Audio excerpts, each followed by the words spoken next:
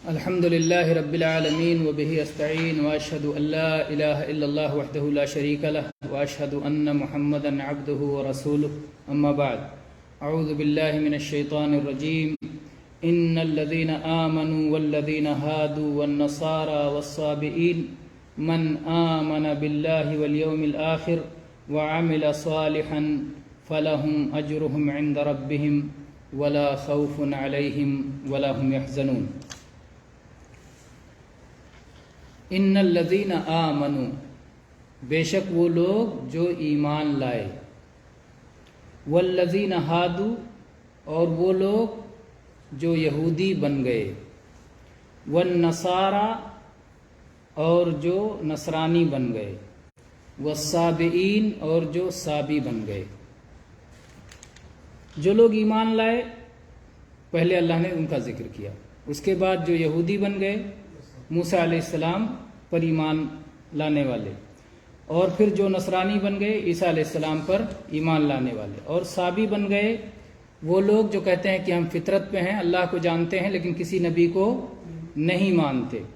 من آمن باللہ والیوم الآخر، جو بھی اللہ پر ایمان لایا، آخرت کے دن پر ایمان لایا، فلہم اجرہم عند ربہم، تو ان کا بدلہ، ان کی مزدوری، ان کی اجرت، ان کا ثواب اللہ کے پاس محفوظ ہے، پکا ہے۔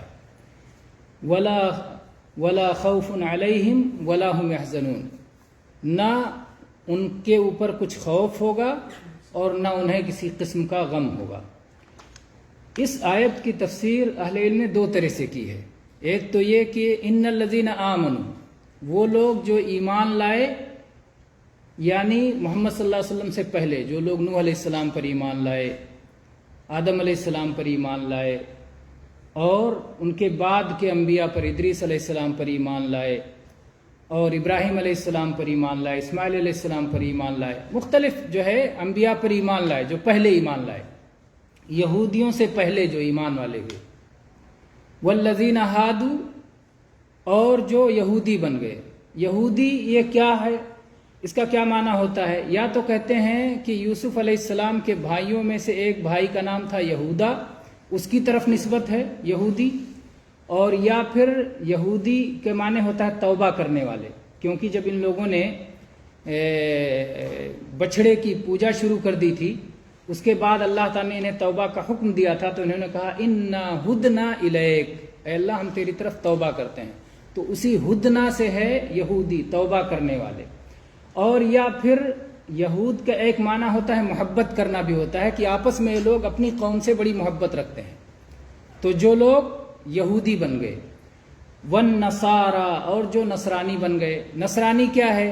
ناصرہ نام کی بستی میں عیسیٰ علیہ السلام نے اپنا ٹھکانہ بنایا تھا، وہاں بسے تھے، تو اس ناصرہ بستی کی طرف نسبت کر کے ان کو نصرانی کہا جانے لگا۔ ایک تو یہ توجیہ کی گئی ہے۔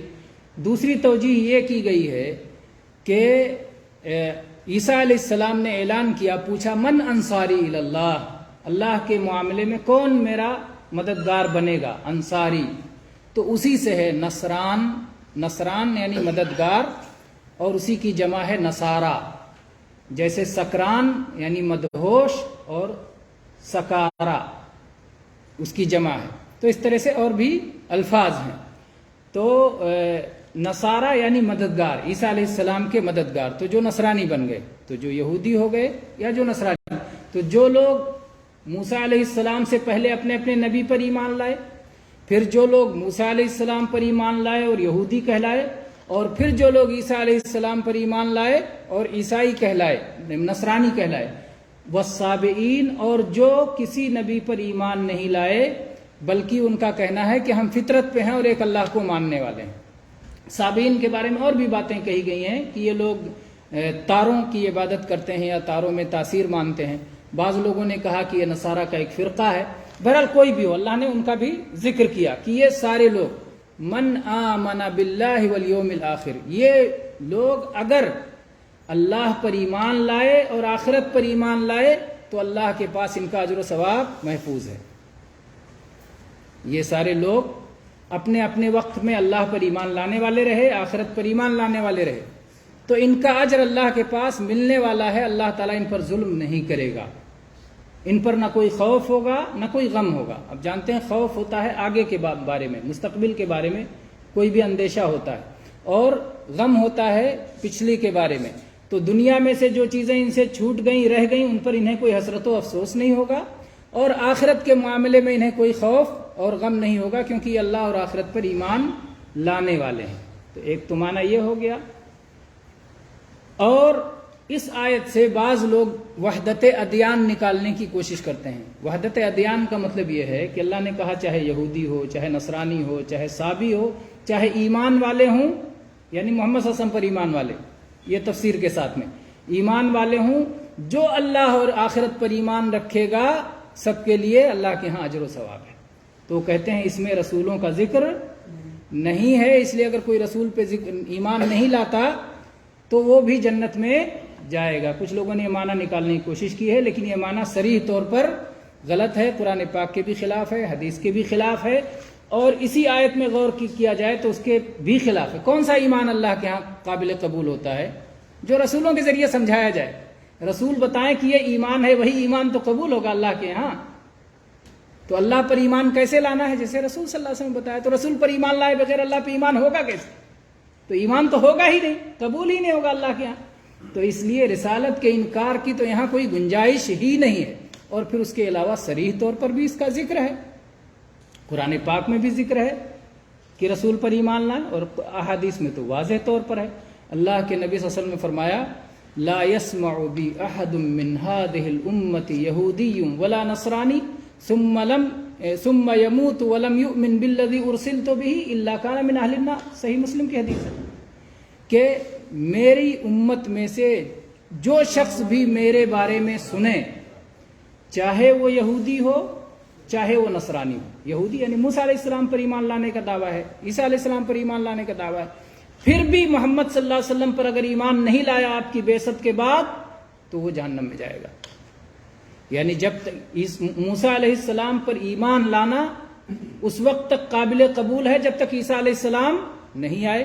عیسیٰ علیہ السلام آ گئے اور موسیٰ علیہ السلام پر ایمان لانے کا دعویٰ ہے، عیسیٰ علیہ السلام پر ایمان نہیں لائے گا تو موسیٰ علیہ السلام پر ایمان اللہ کے ہاں قابل قبول نہیں ہوگا، کیونکہ ایک سچے نبی کا انکار سارے نبیوں کا انکار مانا جائے گا۔ جیسا کہ اللہ تعالیٰ نے قرآن پاک میں فرمایا کذبت قوم نوح المرسلین، قوم نوح نے رسولوں کا انکار کر دیا۔ نوح علیہ السلام پہلے رسول ہیں، نبی صلی اللہ علیہ وسلم کی صاف حدیث ہے اول رسول، نوح علیہ السلام پہلے رسول ہیں، اور اللہ تعالیٰ فرماتا ہے نوح علیہ السلام کی قوم نے سارے رسولوں کا انکار کر دیا، تو رسول تو ایک تھے، کیوں؟ اس کا مطلب ایک رسول کا انکار سارے رسولوں کے انکار کرنے کے برابر ہے۔ اگر کوئی شخص موسیٰ علیہ السلام پر ایمان لاتا ہے، عیسیٰ علیہ السلام پر ایمان لاتا ہے اور محمد صلی اللہ علیہ وسلم پر ایمان نہیں لاتا تو اس نے سارے رسولوں کا انکار کر دیا، اور اس کا ایمان اللہ کے ہاں قابل قبول نہیں رہے گا۔ تو اس لیے اس آیت سے جو لوگ یہ گمراہی ثابت کرتے ہیں، یہ گمراہی ثابت کرنے کی کوشش کرتے ہیں، آیت ان کا ساتھ قطعاً نہیں دیتی ہے۔ پھر ایک معنی تو یہ بیان کیا گیا کہ یہ ایمان والے وہ ہیں جو پرانے ایمان لانے والے ہیں۔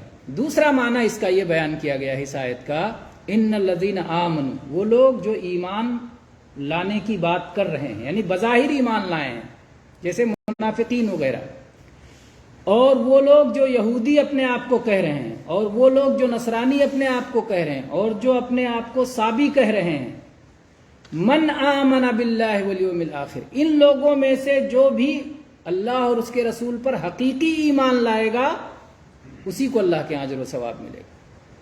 تو دوسرا معنی یہ تفسیر بھی اس آیت کی گئی، اور یہ بھی متحمل ہے، آیت اس کا معنی بھی بن سکتا ہے کہ جو ایمان لایا ہے ظاہر میں، اور جو یہودی اپنے آپ کو کہہ رہا ہے کہ موسیٰ علیہ السلام پہ ایمان لایا ہے، جو اپنے آپ کو نصرانی کہہ رہا ہے کہ عیسیٰ علیہ السلام پہ ایمان لایا ہے، جو صابی کہہ رہا ہے کہ میں فطرت پہ ہوں، میں کسی نبی کو نہیں مانتا، یا جو تاروں کی پرستش کرتے ہیں، یا جو آگ کے پجاری ہیں، کئی مختلف تفسیروں کے مطابق، یا جو لادین ہیں، کوئی دین نہیں مانتے، صابی ہیں، جیسے کہ محمد صلی اللہ علیہ وسلم اور آپ کے صحابہ کو صابی کہتے تھے مکہ کے لوگ، کیونکہ جو ایک دین کو چھوڑ کے دوسرا دین اپنا لے اس کو صابی کہتے ہیں، بعض یعنی عربی زبان کے اعتبار سے، چاہے وہ باطل کو چھوڑ کے حق دین اپنا لے یا حق دین چھوڑ کے باطل اپنا لے، کوئی بھی دین ادھر سے ادھر منتقل ہو جائے. تو پہلی تفسیر پر جو سارے لوگ اپنی اپنی حالت پہ ایمان والے تھے تو جنت میں جائیں گے، تو اس کا معنی یہ کیا جائے گا کہ ان لوگوں نے باطل کو چھوڑ کے حق اپنایا تھا. اور اس تفسیر کی بنیاد پر، دوسری تفسیر کی بنیاد پر جب کہا جائے کہ یہ لوگ جو اللہ اور آخرت پر ایمان لے آئیں تو ثواب ملے گا، یہ سابی جو بے ایمان لوگ ہیں، بے دین لوگ ہیں، جن کا کوئی دین نہیں ہے، یہ مانا جائے گا. تو جو بظاہر ایمان لائے ہیں یا یہودیت کا اعلان کر رہے ہیں، نصرانیت کا اعلان کر رہے ہیں یا لا دین ہیں، اگر وہ اللہ اور اس کے رسول پر حقیقی ایمان لاتے ہیں تو اللہ تعالیٰ کے ہاں ان کا اجر و ثواب پکا ہے، محفوظ ہے، کہیں جانے والا نہیں. اللہ نے اجر کہا ثواب کے لیے. اجر کس کو کہتے ہیں؟ اجر جو کسی بدلے میں ہوتا ہے، آپ یہ کام کرو، اس کا یہ اجر ہے، مقابل میں ہوتا ہے. تو گویا یہاں بتایا جا رہا ہے کہ یہ یوں ہی نہیں ملے گا، کچھ آپ کو کرنا پڑے گا. اللہ سے آپ کو اجر پانا ہے، ثواب پانا ہے، تو آپ کو عمل کرنا ہوگا. اور ایمان بھی عمل ہے، لیکن دل کا عمل ہے، ہاتھوں کا عمل نہیں ہے، مال کا پیسے کا عمل نہیں ہے. ایمان دل کا عمل ہے. اور عمل صالح کو اس کے بعد ذکر کیا جاتا ہے کہ خالی دل کا عمل کافی نہیں ہے.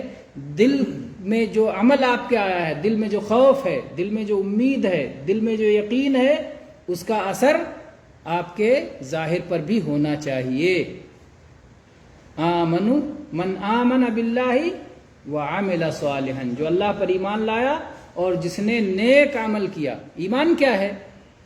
ایمان میں دل سے یقین، زبان سے اقرار اور اس کے مطابق عمل، یہ ایمان ہے. تو ایمان میں عمل شامل ہو گیا، لیکن اللہ تعالی نے پھر بھی خاص طور پر عمل صالح کا ذکر کیا کہ عمل اس کے ساتھ میں ایمان کے مکملات میں سے ہی، ایمان اس کے بغیر مکمل نہیں ہوگا. کوئی آدمی کہے کہ میں ایمان لاتا ہوں لیکن میں صلاۃ نہیں پڑھوں گا، ایمان اس کا قبول ہوگا اللہ کے یہاں؟ کہ ٹھیک ہے میں صلاۃ تو پڑھوں گا لیکن زکوٰۃ نہیں دوں گا، اس کا عمل قبول ہوگا؟ کسی بھی ایک حکم کا اگر وہ انکار کر دیتا ہے تو اللہ کے ہاں اس کی کوئی اعتبار نہیں. لیکن انکار نہیں کرتا، سستی کی وجہ سے نہیں کر پاتا، تو مسئلہ بدل جاتا ہے. یہ کہتا ہے کہ زکوٰۃ مجھ پر فرض ہے لیکن بخیلی کی وجہ سے نہیں ادا کرتا یا کسی اور وجہ سے نہیں ادا کرتا، تو اس کا حکم الگ ہو جائے گا. لیکن کہتے ہیں زکوٰۃ فرض ہی نہیں ہے یا میں زکوٰۃ دوں گا ہی نہیں، تو ظاہر بات ہے وہ مسلمان باقی نہیں رہے گا. تو اللہ تعالیٰ نے کہا کہ جو آدمی اللہ پر ایمان لائے اور صحیح عمل کرے تو ان کے لیے اللہ کے پاس اجر ہے، اور ان کو نہ خوف ہوگا اور نہ غم ہوگا. آپ کو آیت بھی یاد ہوگی جس میں اللہ نے کس کے لیے کہا ہے نہ خوف ہوگا نہ غم ہوگا؟ اللہ کے ولیوں کے بارے میں. گویا اللہ کا ولی بن جائے گا، ایمان اور عمل صالح کی وجہ سے اللہ کا ولی بن جائے گا. الا ان اولیاء اللہ لا خوف علیہم ولا هم يحزنون. اللہ کے ولیوں کو نہ خوف ہے نہ غم، نہ خوف ہوگا نہ غم ہوگا، نہ کوئی کھٹکا ہوگا نہ کسی طرح کا دکھ ہوگا، نہ کھٹکا ہوگا نہ دکھ ہوگا. تو گویا ایمان اور عمل صالح یہ چیز ہے جو انسان کو اللہ کا ولی بناتی ہے. بڑے بڑے بال رکھنے سے کوئی ولی نہیں بنتا، لمبا جبہ پہننے سے کوئی ولی نہیں بنتا، جس کا اونچا مزار بنا دیا جائے اس کی وجہ سے وہ ولی نہیں بن جاتا. کوئی مخصوص رنگ کی پگڑی پہن لے یا مخصوص رنگ کا لباس پہن لے اس کی وجہ سے کوئی ولی نہیں بن جاتا. ولی کون ہے؟ من کان مؤمنا تقیا کان للہ ولیا، جو ایمان والا ہو، پرہیزگار ہو، وہی اللہ کا ولی ہے. کیونکہ یہی آیت جب اللہ تعالی نے فرمایا الا ان اولیاء اللہ لا خوف علیہم ولا هم يحزنون الذین آمنوا وکانوا یتقون، اللہ نے وہی بیان کر دیا، دور نہیں رکھا کہ آیت آگے تک پڑھو. الا ان اولیاء اللہ لا خوف علیہم ولا هم يحزنون، خبردار اللہ کے ولیوں کو نہ خوف ہوگا نہ غم ہوگا.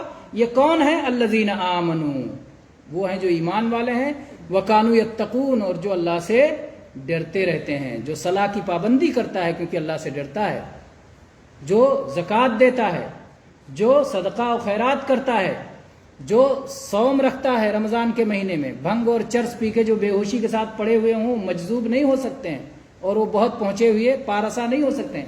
یہ سب شیطانی فریب اور دھوکے ہیں. اس میں جو لوگ پڑے ہوئے ہیں انہیں اللہ کی کتاب ہدایت کو پڑھنا چاہیے اور نبی کریم صلی اللہ علیہ وسلم کے صحیح دین کو صحیح ذرائع سے سیکھنا چاہیے. واللہ تعالی عالم وصلی اللہ علی نبینا وسلم والحمد للہ رب العالمین.